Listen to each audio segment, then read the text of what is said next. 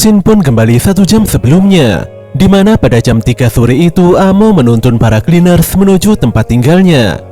Sesaat kemudian semuanya pun tiba di kediaman Amo. Tempat tinggal Amo terlihat megah dan menjulang tinggi ke atas.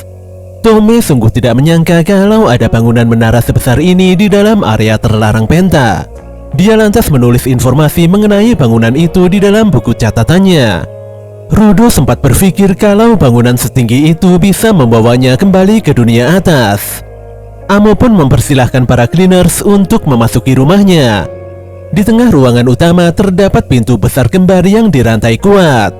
Pemandangan ini pun membuat Grace mulai curiga, karena agaknya ada hal yang tidak beres di tempat ini. Dikarenakan ruangan tengah cukup berantakan, Amo pun mengajak semuanya untuk memasuki kamarnya. Gadis itu melangkah pelan menaiki tangga yang diikuti oleh member cleaners. Dia juga meminta semua orang untuk melepaskan maskernya dengan alasan bau dari area luar tidak akan memasuki tempat ini. Selain itu, ngobrol tanpa bisa melihat wajah lawan bicara jelas akan kurang menyenangkan. Setelah tiba di kamarnya, Amo benar-benar senang melihat wajah semua orang secara langsung. Mulai dari yang tampan, imut hingga wajah yang berwibawa terpampang jelas di hadapannya. Sepertinya gadis itu sudah lama sekali tidak melihat wajah seseorang. Kamar Amo dipenuhi dengan barang-barang unik dengan desain interior yang mewah. Tapi hal ini justru membuat Rudo bertanya-tanya tentang bagaimana gadis itu memiliki barang-barang tersebut. Selain itu, tempat ini ada di tengah padang pasir area terlarang. Rudo lantas bertanya pada Amo mengenai orang yang bisa pergi sesuka hati dari dunia atas ke dunia bawah. Namun Amo malah mengalihkan pembicaraan mengenai tipe orang yang disukainya. Gadis itu menyukai pria dengan bau yang kuat, jadi dia menjatuhkan pilihannya pada Delmon yang memiliki tubuh kekar. Respon Amo membuat Rudo langsung kebingungan. Divini Engine segera mengambil alih dan tanpa basa-basi dia bertanya apakah topik romansa yang dibicarakan Amo merupakan biaya untuk informasi yang diinginkannya. Bagaimanapun juga, cleaners datang ke tempat ini untuk mencari informasi tentang cara pergi ke dunia atas. Amo seketika kesal mendengar ceramah Engine. Sifatnya yang imut tiba-tiba berubah jadi kasar dan penuh amarah setelah dia menyadari kalau kedatangan para cleaners bukan untuk ngobrol dengannya. Gadis itu menilai kalau Engine hanya ingin memanfaatkannya saja, padahal sebelumnya dia sangat senang mendapatkan tamu dari luar. Semisal berbohong pun tidak mengapa, Amo hanya ingin disenangkan karena sudah lama sekali dia tidak bertemu seseorang. Di sini Engine merasa bersalah karena pilihan katanya kurang tepat, tapi Amo malah kehilangan kesabaran dan dia tidak mau ngobrol lagi dengan Engine. Gadis itu menilai kalau Engine adalah lelaki terburuk yang pernah ditemuinya. Dengan kesal, gadis itu mengaktifkan piranti jiwanya, yaitu sepatunya. Lebih anehnya lagi, ternyata sepatu Amo terdapat logo 3R yang mirip dengan sarung tangannya Rudo. Amo nampak menyeringai, dan anehnya si Delmon tiba-tiba menyerang Engine dengan nosal selang di genggamannya. Situasi pun menjadi tegang, apalagi semua orang tidak menyangka kalau Delmon bakal menyerang temannya sendiri. Walau Rudo marah-marah, namun Amo malah tersenyum dan kembali menanyakan tentang tipe orang yang disukai para cleaners. Gadis itu terus ngomong gak jelas seperti tidak ada hal buruk yang terjadi. Rudo pun merasa kalau komunikasi apapun tidak ada gunanya. Bagaimanapun juga, obrolan ini sudah tidak nyambung sama sekali. Kali ini Zanka maju untuk memahami apa kemauan Amo. Tanpa basa-basi, lelaki itu mengejek Amo dengan sebutan perempuan jelek. Sambil mengaktifkan piranti jiwanya, Zanka benar-benar tidak ada niat untuk ngobrol hal yang tidak penting. Lelaki itu sangat marah karena Amo sudah membuat Engine terkapar tidak berdaya. Dia sudah tidak peduli dengan dunia atas atau bawah. Intinya, Zanka akan menghajar siapapun yang sudah berani menyakiti temannya. Cercaan Zanka membuat Amo menangis sedih. Anehnya, gadis itu merasa tidak bersalah dan tidak melakukan hal yang buruk. Rasa sakit hati ini membuat Amo murka. Tanpa diduga, Delmon langsung menghantam Zanka dengan pukulan kuatnya. Untungnya Zanka segera menghindar sembari menyelamatkan Engine. Dia berusaha menyadarkan Delmon, tapi Delmon tidak bisa dikendalikan. Lelaki kekar itu tidak akan memaafkan siapapun yang berani menyakiti Amo. Delmon menegaskan kalau Amo adalah satu-satunya alasan dirinya bertarung. Delmon akan melindungi Amo hingga titik darah penghabisan. Awalnya semua orang mengira kalau Delmon dalam kendali Amo. Namun di sini Tamsi memastikan bahwa tindakan Delmon ini adalah murni kemauannya sendiri. Tamsi bisa berkata demikian karena dia sudah lama mengenal Delmon. Semuanya pun tidak mengerti mengapa Amo berkata kalau Delmon adalah penggemar lamanya. Pun demikian Tamsi masih mempercayai Delmon.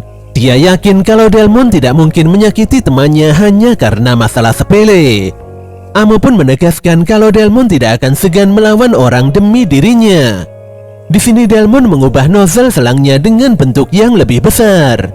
Kondisi ini membuat Rudo nampak tertekan. Dia tidak mengerti mengapa semuanya selalu berakhir dengan pertempuran. Pemuda itu merasa bahwa ini semua adalah kesalahannya.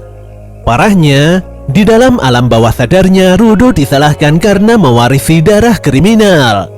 Dia melihat sosok para polisi atau utusan dari dunia atas yang terus mencemoohnya tanpa henti, bahkan hingga ke dalam lubang neraka. Rudo pun seketika terpuruk.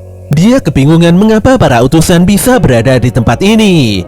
Tanpa ekspresi, salah seorang utusan menarik rah baju dan menghempaskan Rudo. Ternyata sosok itu adalah Tamsi yang berusaha menyelamatkan Rudo dari semburan air Delmon.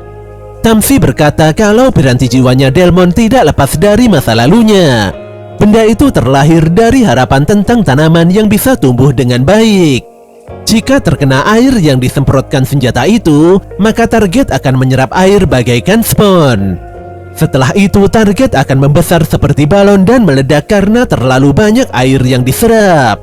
Untungnya si engine tadi disiram dari belakang, dan ini bisa meminimalisir hal terburuk. Saat ini Rio berusaha menenangkan Delmon. Gadis itu tidak paham apapun, namun yang terpenting dia harus melenyapkan sumber masalah utamanya. Zanka berusaha menghentikan Rio, tapi si Rio tidak memperdulikannya. Gadis itu terus melangkah dan mendekati Delmon. Sejujurnya saat ini Rio tidak bisa mempercayai siapapun. Apalagi Amo berkata kalau selain Delmon ada satu orang lagi yang menggemarinya. Zanka pun berteriak ketika Delmon mengarahkan senjatanya pada Rio. Serangan air Delmon benar-benar kuat hingga menghancurkan dinding menara. Walau serangan itu bisa dihindari, tapi Rio nampak terkapar dan benar-benar trauma. Sementara itu Rudo masih kebingungan mengapa dirinya tiba-tiba kembali ke dunia atas. Di dalam penglihatannya Tamsi dan Zanka seakan-akan seperti para polisi dari dunia atas. Zanka merasa aneh dengan bau di sekelilingnya, dan ini merupakan bau yang tidak asing baginya. Rudo kebingungan setengah mati setelah melihat sosok Amo yang tiba-tiba berubah menjadi Ciwa. Suasana pun membawa Rudo ke dunia atas, di mana kondisi lingkungannya benar-benar sangat nyata. Melihat Ciwa menggenggam boneka anjing dan berjanji akan menjaga boneka itu, jelas saja membuat hati Rudo bergetar hebat. Namun Rudo berusaha realistis, apalagi sebelumnya Ciwa sudah membuang boneka itu. Rudo sungguh tidak terima karena dulu Ciwa mengabaikannya. Melihat keterpurukan Rudo, Tamsi pun menilai kalau tindakan penyerangan ini bukanlah pengkhianatan yang diinginkan Rudo ataupun Delmon. Menurut Tamsi, Amo sudah melakukan tipu muslihat ilusi yang membuat member Cleaners membantunya. Tapi Amo membantah pemikiran itu. Gadis itu berkata kalau sepatunya mengeluarkan bau yang bisa membuka momen bahagia pada para targetnya. Aromanya pun berbeda-beda tergantung dari target yang diinginkannya. Intinya, semua orang yang mencium aroma itu akan berakhir dengan melindungi Amo apapun yang terjadi. Sayangnya gadis itu baru sadar kalau dia sudah membuka rahasia dari kekuatannya sendiri.